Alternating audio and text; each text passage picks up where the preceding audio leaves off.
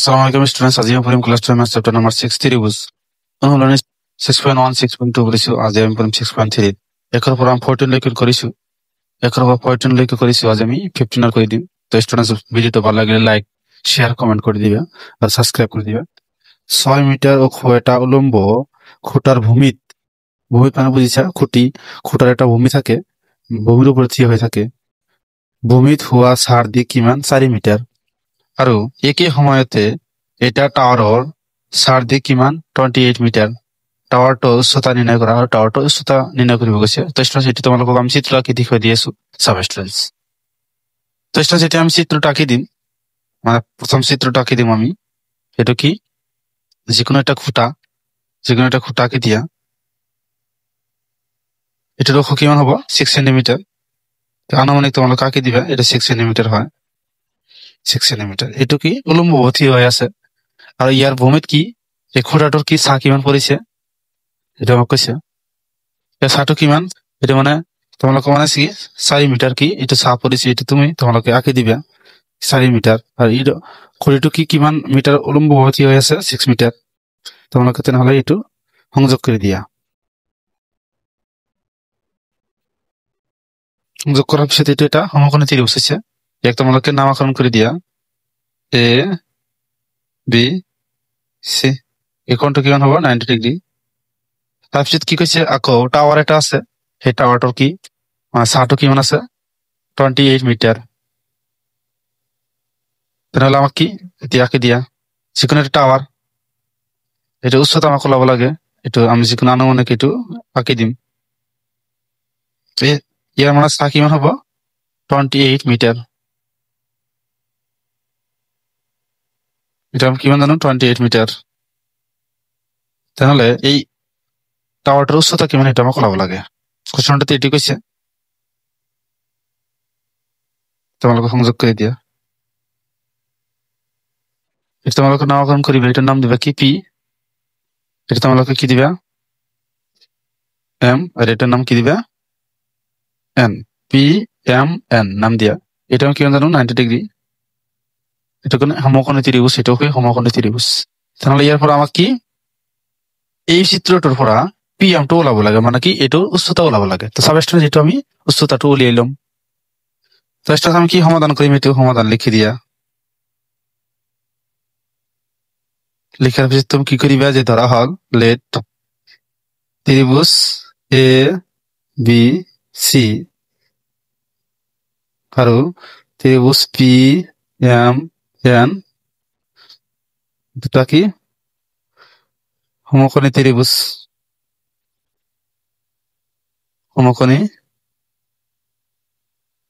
ত্ৰিভুজ যাৰ কি এবি বাহুটো কি উচ্চতা এবি আৰু পি এম এই দুটা কি উচ্চতা।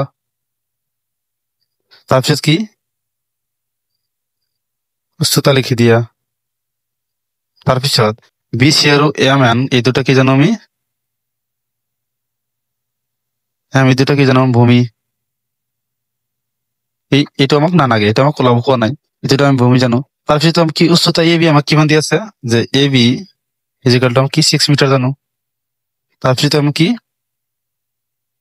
বি সি আমাক কিমান দি আছে 4 মিটাৰ। তাৰপিছত কি এম এন আমাক কিমান দি আছে 28 মিটার। তোমাক কি ওলাব লাগে মানে পি এম টো ওলাব লাগে। পি এম ইজিক্যাল টু হট এটা আমাক ওলাব লাগে। তো আমি কি উলিয়াম, এতিয়া আমি কি পি এম টো উলিয়াম। তো কি লিখিবা যে এতে ত্রিভুজ এ বি সি আৰু ত্ৰিভুজ পি এম এনৰ পৰা আমি কি এই ত্ৰিভুজৰ আৰু এই ত্ৰিভুজৰ বি কোণ আৰু এম কোণটো আমি কি সমান জানো। যেহেতু এইটো 90 ডিগ্ৰী এইটো 90 ডিগ্ৰী কি লিখি পাৰো B is equal to M is equal to কিমান জানো এইটো 90 ডিগ্ৰী। তাৰপিছত আমি কি লিখি পাৰো যে এই কোণটো আমি কি জানো অনুৰূপ কোণ। কি লিখিম আমি এঙ্গেল সি কোণ ইজিক্যাল টু এটি সি হয় ইজিক্যাল টু এঙ্গেল এন। তোমরা কি দিবে কি অনুরূপ কোণ।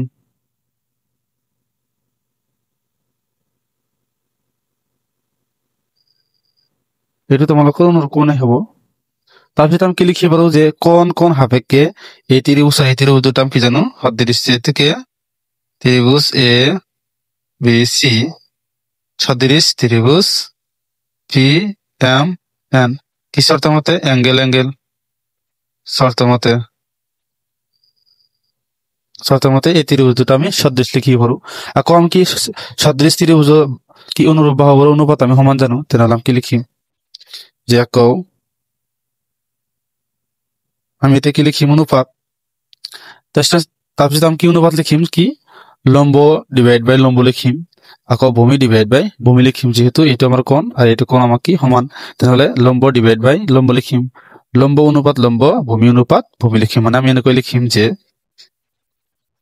A B divide by P M, A B divide বাই আমি পি এম লিখিম। তাৰপিছত আমি কি লিখিম বি সি ডিভাইড বাই এম এন, কি লিখিম বি সি ডিভাইড বাই এম এন। ইয়াৰ পৰা আমি এ বি ইজিকেল টু কিমান জানো, এ বি ইজিকেল টু আমি 6 মিটাৰ জানো, এটা আমাক দিয়ে আছে 6 মিটাৰ।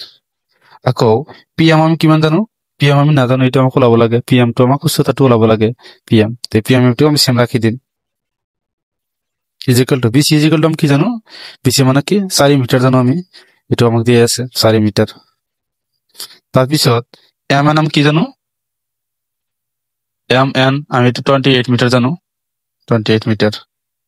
তেনেহ'লে আমি কি কৰিব পাৰো, এইটো 4 1 গুণ 4 4 7 গুণ 28, তাহলে আমি কি লিখি পারো 6 divide by P M is equal to 1 divide by 7।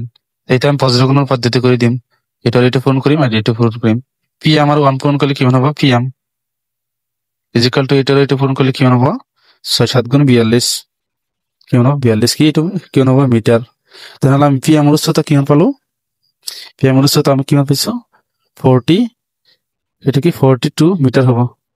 তাহলে আমি কি পাইছো পি এম এর উচ্চতা 42 মিটার। তেনেহ'লে লিখি দিম যে থেকে টাৱাৰৰ উচ্চতা ইজ ইকুয়াল টু 42 মিটাৰ। এটাই আছিল উত্তৰ।